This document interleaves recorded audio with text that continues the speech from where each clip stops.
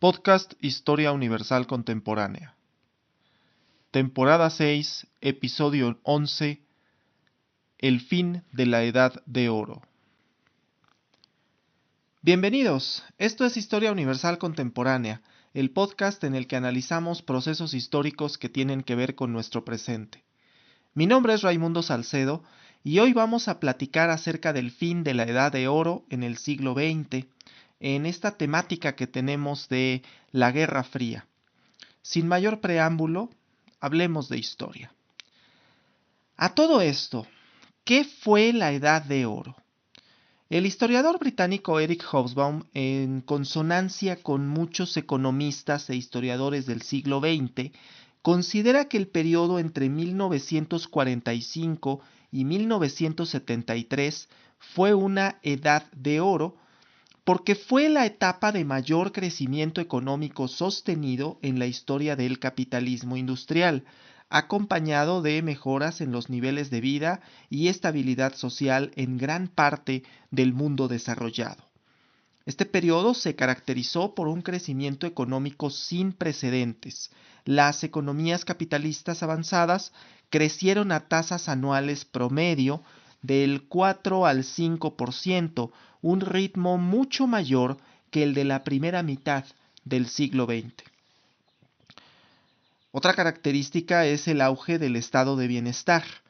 En los países occidentales, especialmente en Europa, se consolidaron sistemas de seguridad social, educación pública, acceso a la salud y regulaciones laborales que protegían a los trabajadores. Por otro lado, el aumento del empleo y de los salarios reales. Hubo tasas históricas de ocupación en muchos países industrializados. Incluso se hablaba del pleno empleo como algo realizado en muchos de estos países. El pleno empleo es cuando la oferta y la demanda de trabajo están equilibradas. A esto se aunó un incremento del poder adquisitivo de los trabajadores, lo que permitió la expansión de la clase media. También la expansión del consumo y del Fordismo. La producción en masa, basada en el modelo de Henry Ford, impulsó un ciclo de consumo masivo, con bienes como automóviles, electrodomésticos y viviendas accesibles a amplios sectores de la población. Otro factor fue la estabilidad política y social en Occidente.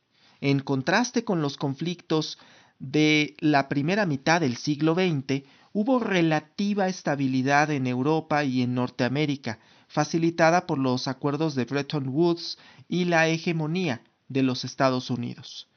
También influyó la reconstrucción y modernización de Europa y Japón con la ayuda del Plan Marshall y otras iniciativas que impulsaron la rápida recuperación de Europa Occidental y de Japón después de la Segunda Guerra Mundial.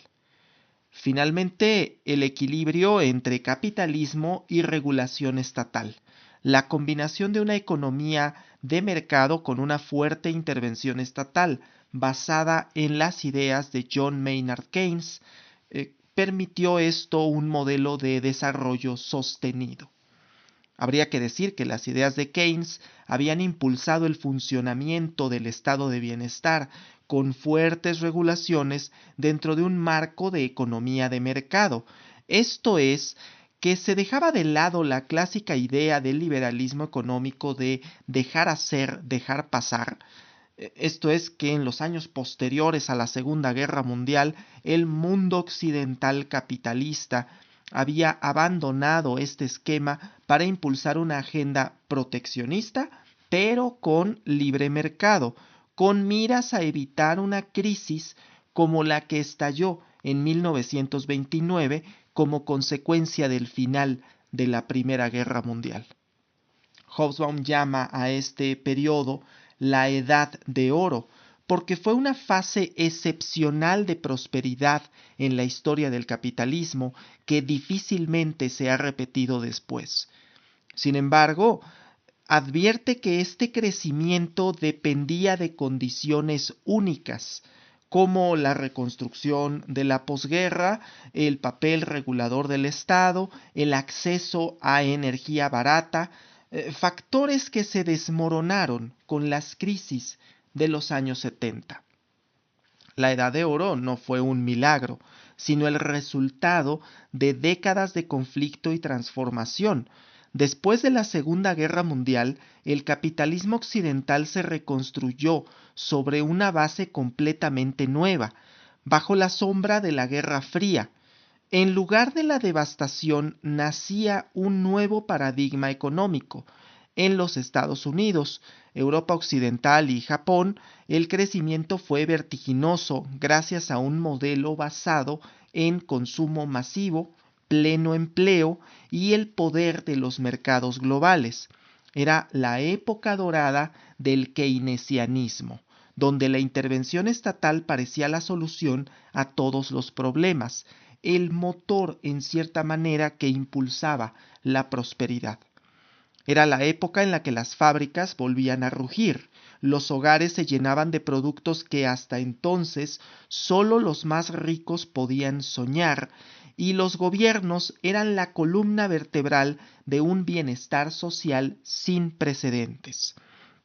Entre 1945 y 1973, la economía mundial creció a tasas impresionantes.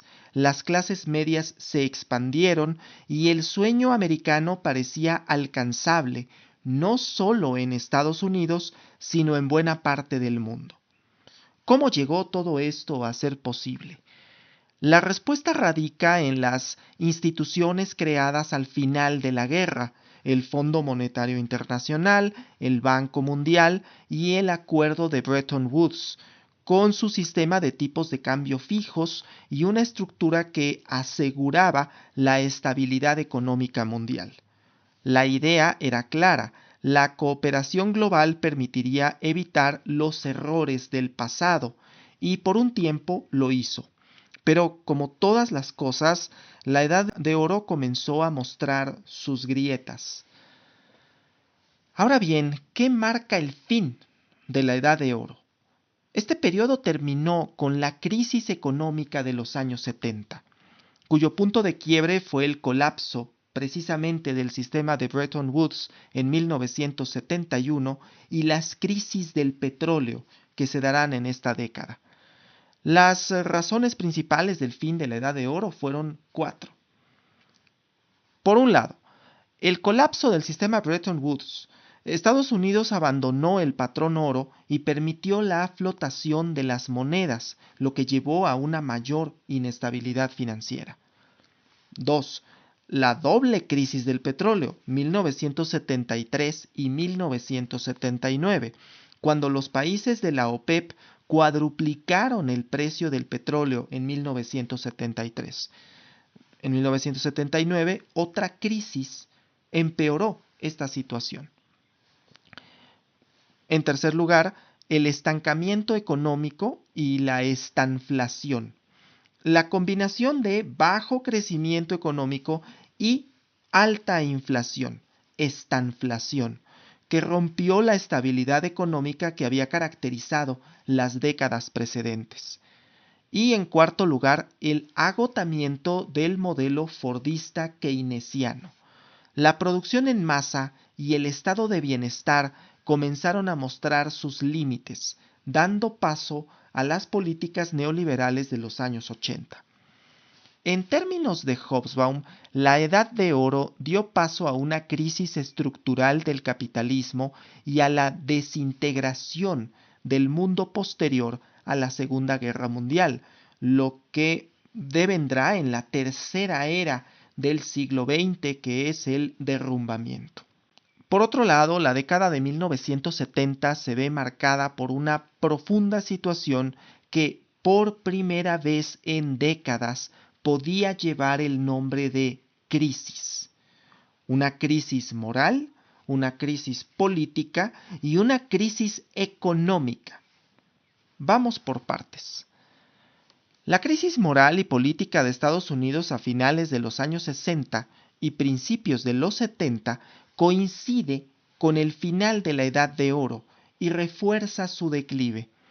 La guerra de Vietnam y el escándalo de Watergate no fueron causas económicas directas del colapso del orden de posguerra, pero sí contribuyeron a un clima de desconfianza, desilusión y pérdida de legitimidad del liderazgo estadounidense, lo que tuvo repercusiones económicas y geopolíticas. La guerra de Vietnam, a la que ya dedicamos 2 episodios anteriores y te dejo los enlaces acá en la descripción por si quieres regresar a ellos, fue un punto de quiebre para la sociedad y la política de Estados Unidos. A medida que la guerra se prolongaba, el gasto militar crecía, lo que generó un déficit fiscal y presiones inflacionarias. La administración de Lyndon B. Johnson financió la guerra sin aumentar impuestos, lo que terminó sobrecalentando la economía y contribuyó a la crisis del dólar y a la caída del sistema de Bretton Woods en 1971. Además, la guerra de Vietnam dejó un profundo impacto psicológico en la sociedad estadounidense. Por un lado, la desmoralización nacional.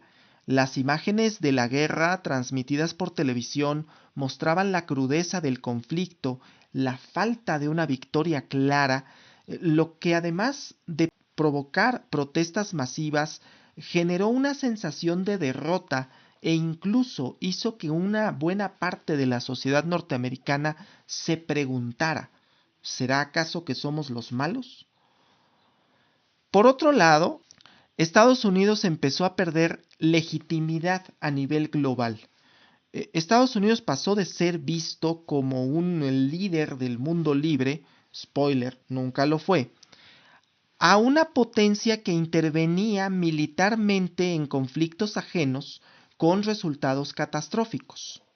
Todo esto tuvo un fuerte impacto económico.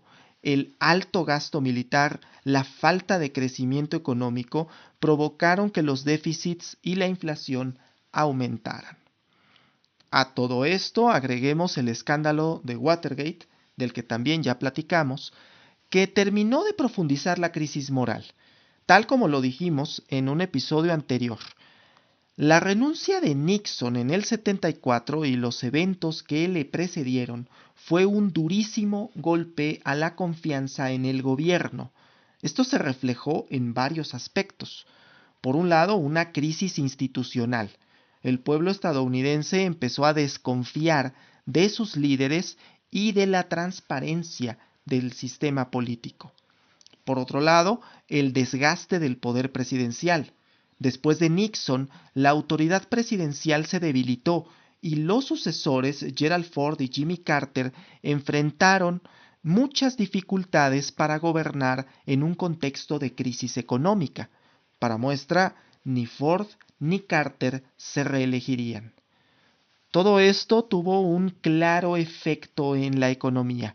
La inestabilidad política generó incertidumbre en los mercados, lo que se sumó a la crisis petrolera de 1973 y al fenómeno de la estanflación. Ahora hablemos de la crisis económica. Comenzaremos hablando del fin del sistema de Bretton Woods.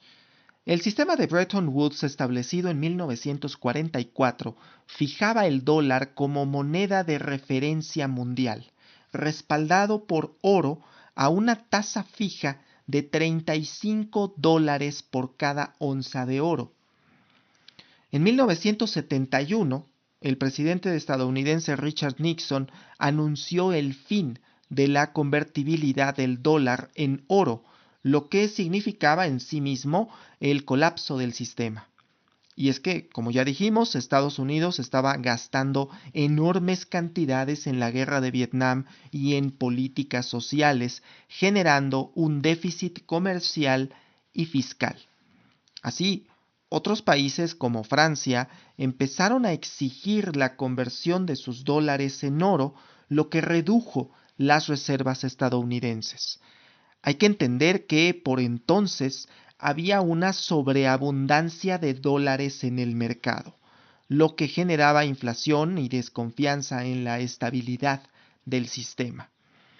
El final del sistema Bretton Woods provocó que las monedas dejaran de estar ligadas al oro y pasaron a fluctuar libremente en los mercados. También aumentó la volatilidad económica y financiera a nivel global, lo que consolidó la hegemonía del dólar como moneda de reserva mundial, aunque sin respaldo en oro, y aceleró la crisis de los años 70, marcada por inflación y bajo crecimiento.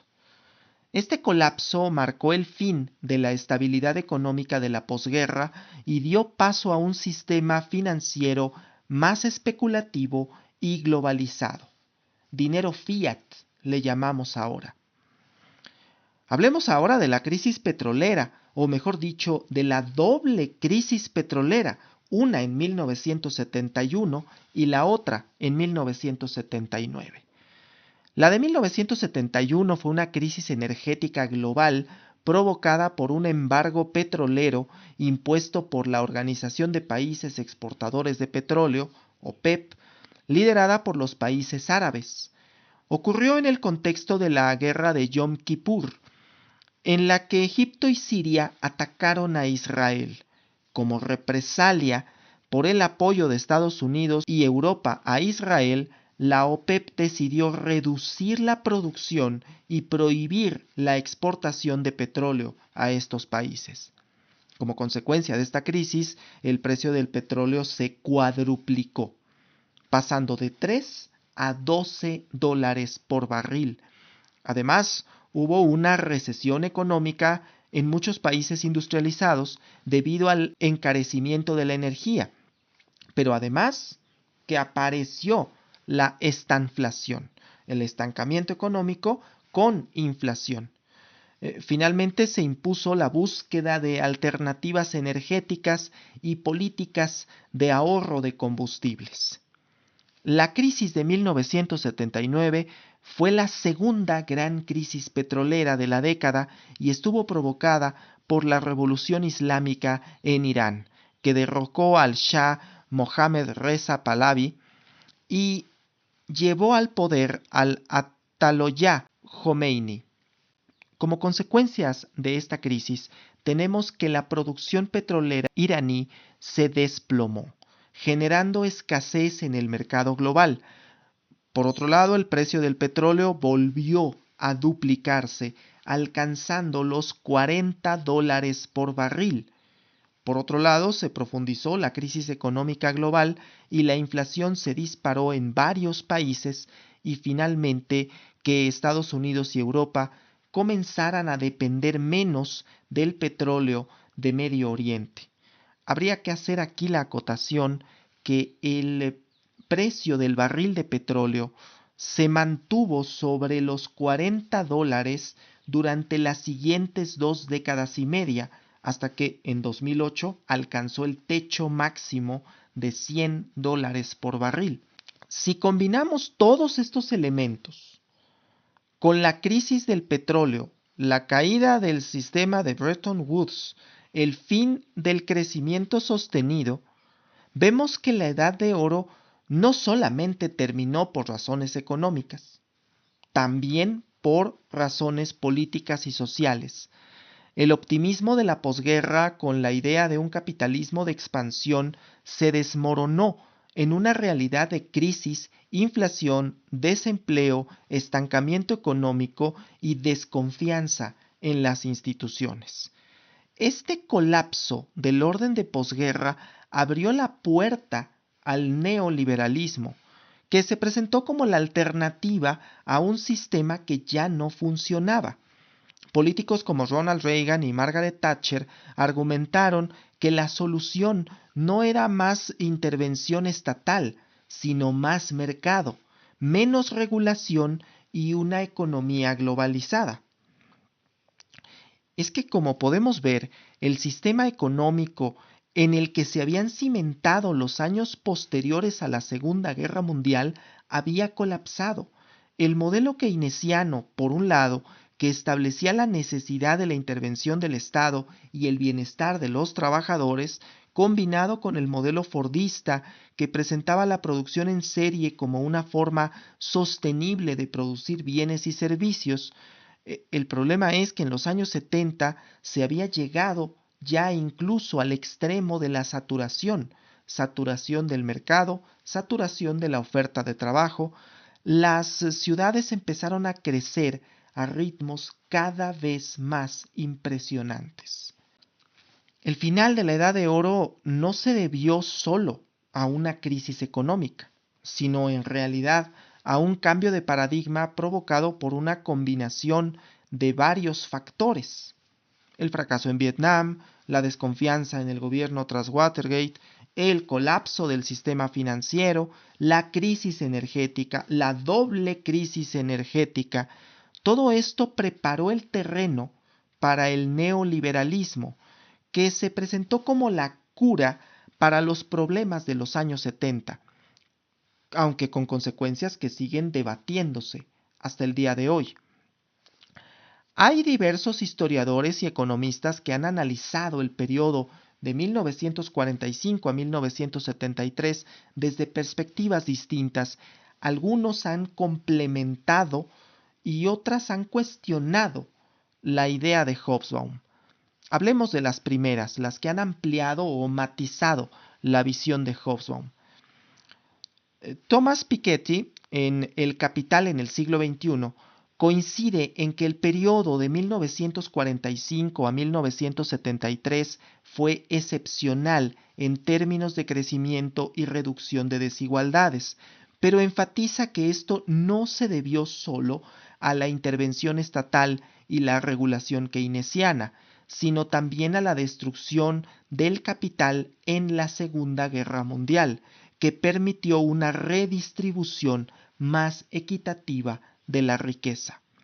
Plantea que la baja desigualdad de ese periodo fue una anomalía histórica y que a partir de los años 80 el capitalismo volvió a generar una concentración extrema de riqueza. Otro que ha matizado la visión de Hobsbawm es Robert Skidelsky, que destaca que el éxito de la Edad de Oro se debió a la aplicación de las ideas keynesianas sobre el gasto público y la regulación económica. Sin embargo, sostiene que el keynesianismo no falló por sí mismo, sino que fue abandonado por razones ideológicas con ascenso del neoliberalismo en los años 70 y 80. Para él, el fin de la Edad de Oro no era inevitable, sino que fue una decisión política impulsada por el giro hacia el monetarismo y el neoliberalismo, liderado por Thatcher y Reagan. Mención aparte merece Tony Judt en su libro Posguerra, que considera que el periodo entre 1945 y 1973 fue clave para la reconstrucción de Europa y consolidación del estado de bienestar. Sin embargo, señala que este éxito dependió de un consenso político y social que empezó a romperse con los movimientos de protesta de los años 60 y la crisis económica de los años 70. Para Judd, la Edad de Oro fue tanto un periodo de estabilidad económica como de tensiones sociales latentes que explotaron en 1968 y en la crisis del petróleo a principios de los años 70. Ahora hablaremos de las perspectivas críticas a la visión de Hobsbawm. Por un lado, la de Milton Friedman y la Escuela de Chicago, que desde una perspectiva neoliberal, Friedman y sus seguidores argumentan que el crecimiento de la Edad de Oro no se debió a la regulación estatal, sino a la recuperación del capitalismo después de la guerra. Sostienen que el aumento del gasto público y la intervención del Estado llevaron a la crisis de los años 70, ya que crearon ineficiencias, inflación y un déficit fiscal. Para ellos, la crisis del petróleo no fue la causa principal del colapso, sino un catalizador de problemas estructurales generados por el propio keynesianismo. Por otro lado, tenemos la postura de Niall Ferguson, quien desde una perspectiva liberal conservadora argumenta que el crecimiento económico de la Edad de Oro fue impulsado por la innovación financiera y el auge del crédito, más que por el estado de bienestar. Cuestiona la idea de que este periodo fue una edad dorada universal, señalando que en muchas partes del mundo, África, América Latina, el crecimiento no fue tan positivo y que el modelo occidental no era aplicable globalmente. Considera que el colapso de Bretton Woods fue un resultado natural de la rigidez del sistema que no podía sostenerse en un mundo con economías cada vez más dinámicas. Finalmente, la postura de Alan Milward. Aunque reconoce el éxito económico de la Edad de Oro, Milward sostiene que no fue un producto del consenso keynesiano ni del estado de bienestar, sino del resurgimiento del Estado-nación europeo. Argumenta que las políticas industriales nacionales y la protección de ciertos sectores fueron más importantes que el libre comercio o la intervención estatal generalizada. Bien, habría que apuntar que la Edad de Oro es, como todo, una construcción, porque es en realidad en la década de 1970 que se advierte que el mundo capitalista había entrado en una Edad de Oro, la que se debe a las condiciones únicas que se presentaron en ese periodo y que difícilmente se repetirán. El fin de la Edad de Oro lleva indefectiblemente a años de crisis económicas, los turbulentos 70 y los catastróficos 80, dice Hobsbawm. Con la debida proporción es que la década de los 70 fue para la generación baby boomer lo que 1914 fue para la generación silenciosa, el punto de quiebre entre el momento en que todo está bien y de pronto ya no. Basta con observar la historia particular de muchos países, me aboco al caso mexicano, pero puedes comprobarlo en tu país, que la época de prosperidad se remonta a antes de 1970, por lo general. Y es que para muestra, y ya para concluir, hubo un programa de televisión muy popular a finales de los años 80 e inicios de los 90 que se llamaba Los Años Maravillosos. Es curioso cómo esa serie retrata los años maravillosos entre 1968 y 1973, en una perfecta muestra de cómo ese momento, el final de la Edad de Oro, es recordado como uno de los mejores y más prósperos, incluso para reforzar el estereotipo de la familia clásica estadounidense. Y bien, hemos llegado al final de este episodio.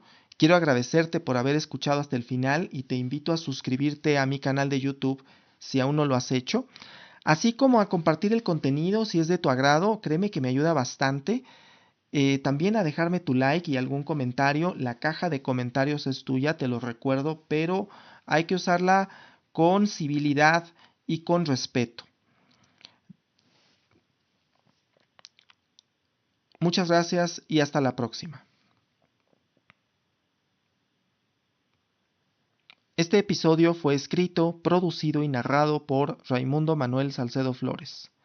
La bibliografía consultada por estricto orden alfabético del apellido del autor es Niall Ferguson, The Ascent of Money, Eric Hobsbawm, Historia del siglo XX, Tony Judt, Posguerra, Alan Milward, The European Rescue of the Nation State, Thomas Piketty, El capital en el siglo XXI, Robert Skidelsky, Keynes, The Return of the Master,